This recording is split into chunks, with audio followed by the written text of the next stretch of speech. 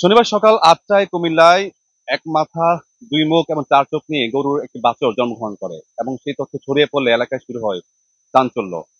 এই মুহূর্তে আমি দাঁড়িয়ে আছি কুমিল্লা দাউদকান্দি উপজেলার ইলেগঞ্জ উত্তর ইউনিয়নের আটিয়াখোলা গ্রামের ওহিদুল্লাহ বাড়িতে এবং এই বিষয়ে সর্বশেষ জানবো আমরা ওহিদুল্লাহর কাছ থেকে। 3 তারিখ গরুটা জন্মগ্রহণ করার পরে তো এই 2 মাথা অনেক কষ্ট পাইছি গরুটারে খাওয়ার পরে আনছি। ডাক্তার তো বলছে যে এটা, অনেক ডাক্তার আইসা বলছে যে এটা যে প্রতিবন্ধী, ওনা এটা ভালো হয় কিনা আল্লাহ জানে।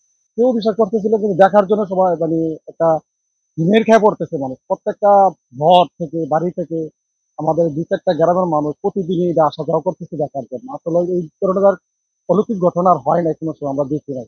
যদি দেখে দেখি আমরা অনেক সময় ফেসবুকে অথবা টিভির মাধ্যমে দেখি, কিন্তু বাস্তবতা আমাদের গ্রামে আছে।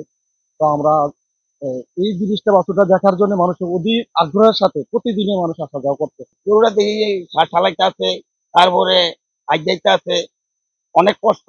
এটা যেমন শ্বাসটা পড়ে আইয়ে গর্ভাবস্থার প্রথম দিকে মা গাভীর সুষম খাদ্যের অভাবের কারণে এমনটা ঘটেছে বলে মনে করছেন পানি সম্পদ কর্মকর্তা।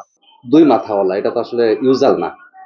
আমাদের মেডিকেল সায়েন্সের ভাষায় এটারে আমরা বলি পলিসেফালিক কাফ। এখন এই ঘটনাটা কেন ঘটে? এই ঘটনাটা দেখা যায় সাধারণত আপনার এমব্রায়োনিক স্টেজে, যে সময়টা আমরা এমব্রায়োর যে পিরিয়ডটা আছে, এই পিরিয়ডের সময় যদি তার যে ডিভিশনটা হয়, ভাগ হয়, মানে শরীরের বিভিন্ন অঙ্গ প্রত্যঙ্গ যখন আপনার তৈরি হয়, এই স্টেজটাতে এখানে একটা অ্যানোমালিস ছিল, মানে একটা সমস্যা ছিল। তো এই সমস্যার কারণেই আপনার তার ডিভিশনটা ঠিকঠাক মতো হয় নাই, এবং এই দুই মাথাওয়ালা, দুই মুখওয়ালা, এটা আসলে মাথাওয়ালাও না, বলা চলে দুই মুখওয়ালা একটা বাছুর জন্মগ্রহণ করে। এটার বাছুরটার মাথা আসলে একটাই আছে, মুখ হয়ে গেছে তার দুইটা। আর এরকম ঘটনা, এটা সাধারণত খুবই রেয়ার ঘটনা, বেশি সময় বাঁচেও না, এবং যতটুকু সময় এরা বাঁচে, এরা আসলে খুব কমফোর্ট, স্বাভাবিকভাবে এরা বাঁচতে পারে না। তো এই কাফটার যে অবস্থা, এটা আমরা সার্বক্ষণিক অবজারভেশনে রাখছি।